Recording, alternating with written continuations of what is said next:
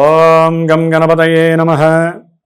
ఓం జ్ఞానానందమయం దేవం నిర్మలస్ఫటికాకృతిం ఆధారం సర్వవిద్యానాం శ్రీ హయగ్రీవముపాస్మహే. శ్రీ హయగ్రీవాయ నమః. జ్ఞానసిద్ధిని వీక్షిస్తున్నటువంటి ప్రేక్షకులందరికీ కూడా మే మాసంలో మీనరాశి వారికి గ్రహాల యొక్క స్థితిగతుల్ని అనుసరించి వారికి కలిగేటటువంటి శుభాశుభాలని కనుక మనం గమనించినట్లయితే వీరికి జన్మరాశి నుంచి కూడా 2వ స్థానంలో ఉన్నటువంటి సూర్య భగవానుడు మే 14 వరకు కూడా కుటుంబంలో వైవిధ్యకరమైనటువంటి పరిస్థితులు, ఆర్థిక ధనలాభాదుల విషయాలలో ఇబ్బందులు, తండ్రి గారితో మాట పట్టింపులు, ఊరికినే కోపము ఆవేశముతో నోరు జారటము, దాని ద్వారా ఉద్యోగం మీద కూడా ఎఫెక్ట్ పడి ఉద్యోగంలోంచి కాస్త వారికి లేనిపోని ఇబ్బందులు ఎదురయ్యి ఉద్యోగంలోంచి తీసేసే పరిస్థితి కూడా కలుగుతుంది. కాబట్టి సూర్య భగవానుడు మే 16 తర్వాత మీనరాశి వారికి కొంతమందికి ఉద్యోగ ప్రయత్నం, కొంతమందికి పోయిన వాళ్ళకి కావచ్చు, కొంతమందికి ఇంటర్వ్యూల్లో ప్రయోగాత్మకంగా ప్రయత్నపూర్వకంగా చేసే వాళ్ళకి మంచి ఉన్నత ఉద్యోగ పదవీ బాధ్యతలు కలుగుతున్నాయి. మీనరాశి వారికి మే 14 తర్వాత చాలా చాలా అనుకూలమైనటువంటి సమయం ఇది. తండ్రితో మాట్లాడే ప్రతి సంకల్పము, ప్రతి మాట కూడా వీళ్ళకి వైవిధ్యమైనటువంటి సెల్ఫ్ ఎనర్జీని పెంచుతూ ఉంటుంది. వీరు ధైర్య సాహసాలతో వీరు తీసుకునేటటువంటి సాహసోపేతమైనటువంటి నిర్ణయాదులు కావచ్చు, ఏదైనా సరే ఉద్యోగాల్లో ఒక మంచి అనుకూలమైనటువంటి స్థితిగతుల్ని వీరు క్రియేట్ చేస్తుంది ఈ యొక్క మీనరాశి వారికి.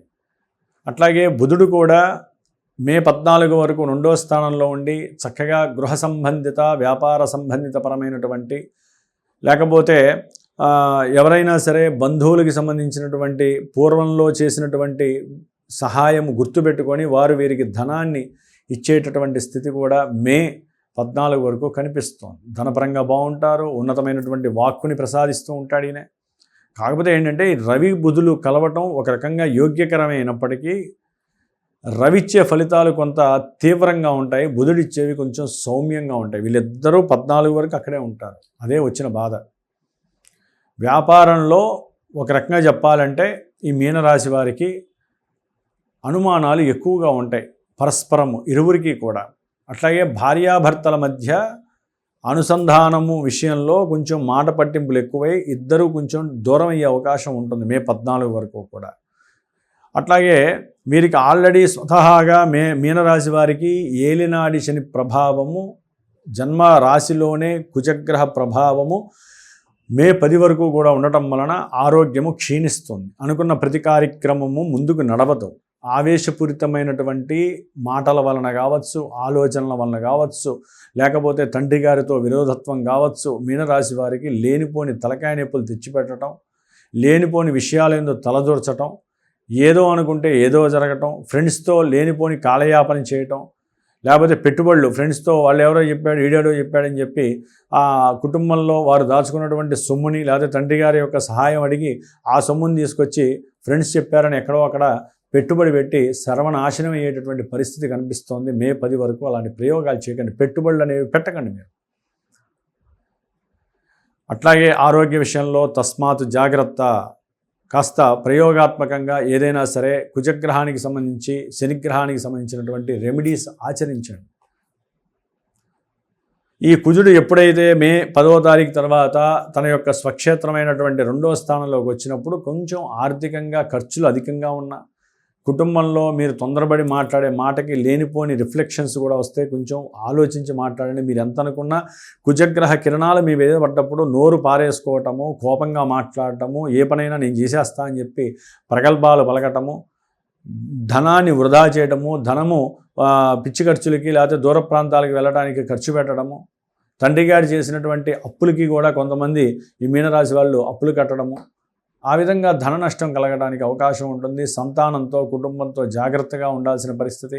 భార్యాభర్తల మధ్య సరిగ్గా కనుక సమన్వయంతో మాట్లాడుకుంటే చాలా బాగుంటుంది. ఎందుకంటే జన్మరాశిలో ఉన్నటువంటి శనిగ్రహము అంత తొందరగా ఈ యొక్క భార్యాభర్తల మధ్య అనుకూలతని కలుగజేయడం, ఆయన యొక్క దృష్టి చాలా తీక్షణంగా ఉంటుందండి.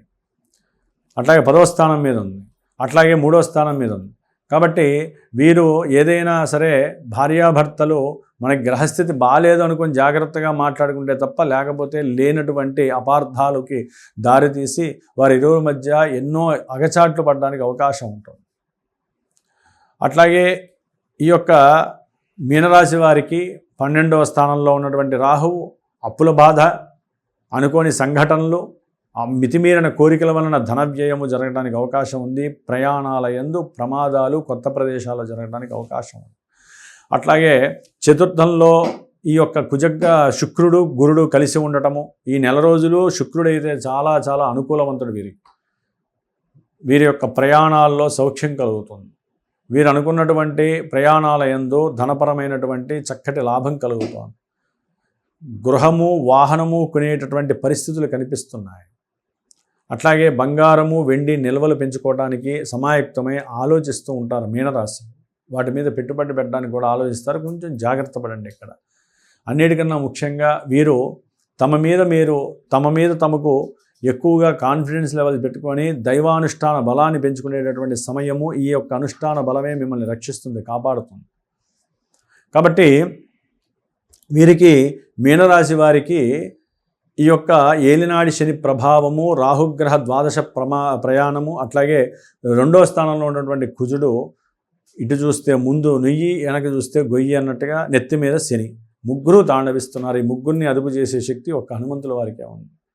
కాబట్టి రేపు మే 12వ తారీఖున వచ్చే హనుమత్ జయంతి రోజున తప్పకుండా 108 సార్లు హనుమాన్ చాలీసా చదివితే కనుక ఆ ముగ్గురు కూడా తటస్థీకరింపబడి హనుమంతుల వారి యొక్క అనుగ్రహం మీకు కలుగుతుంది. అన్నిటికన్నా ముఖ్యంగా ఏలినాడి శని ప్రభావం కాబట్టి చెబుతున్నాను, గుర్తుపెట్టుకోండి మీనరాశి వారు.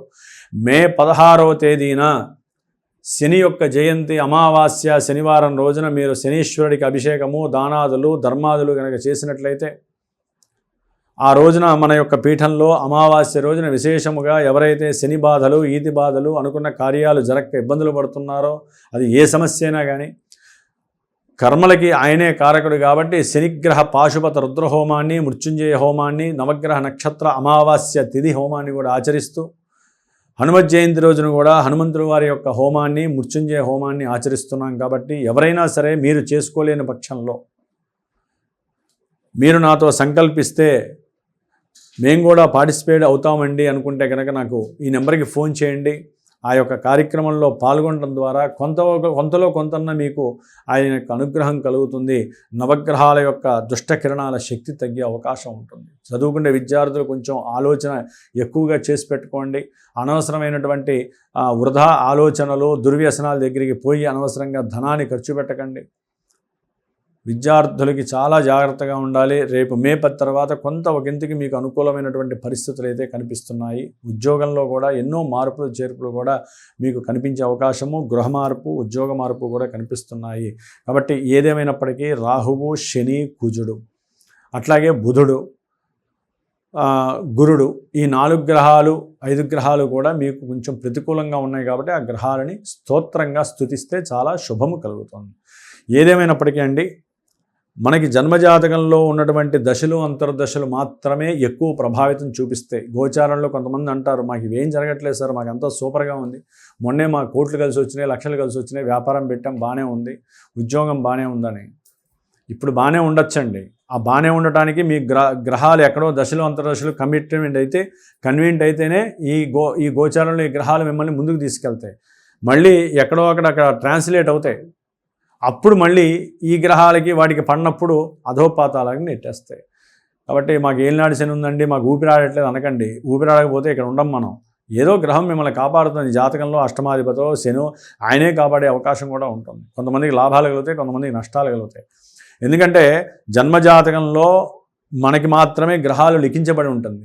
గోచారంలో చూస్తే కొన్ని లక్షల మందికి, కోట్ల మందికి ఇదే రాశులు, ఇదే నక్షత్రాలు ఉంటాయి. ఫలితాలు అందరికీ ఒకేలా ఉండవు. కాబట్టి మంచి గురువుని, సద్గురువుని ఎంచుకొని మీ జన్మజాతకాన్ని పరీక్షింపజేసుకొని వివాహం చేసుకునే వాళ్ళు ముందుగానే చూపించుకోవాలి జాతకాలని. బాగుంటారా, ఈ సమయంలో చేయొచ్చు. ఎందుకంటే ఎంతోమంది కొన్ని సందర్భాల్లో నాకు వచ్చినటువంటి కొన్ని జాతకాల్లో చేయకూడని టైంలో వివాహాలు చేసుకొని విడిపోయిన వాళ్ళు, ధనాన్ని నష్టపోయిన వాళ్ళు, కోర్టుల చుట్టూ తిరిగే వాళ్ళు చాలామంది ఉన్నారు. వ్యాపారంలో నష్టపోయిన వాళ్ళు ఉంటారు. కాబట్టి కొంచెం దాని యందు శ్రద్ధ పెట్టి చూసేటటువంటి గురువుని మీరు ఎంచుకోండి. చక్కగా మీ జన్మజాతకాన్ని పరీక్షగా చూసుకొని ఆయన చెప్పేటటువంటి పరిష్కారాలు ఆచరిస్తే మీ జీవితంలో ఢోకా లేకుండా ముందుకు వెళ్ళే అవకాశం కలుగుతుంది. జై శ్రీరామ్, జై హనుమాన్.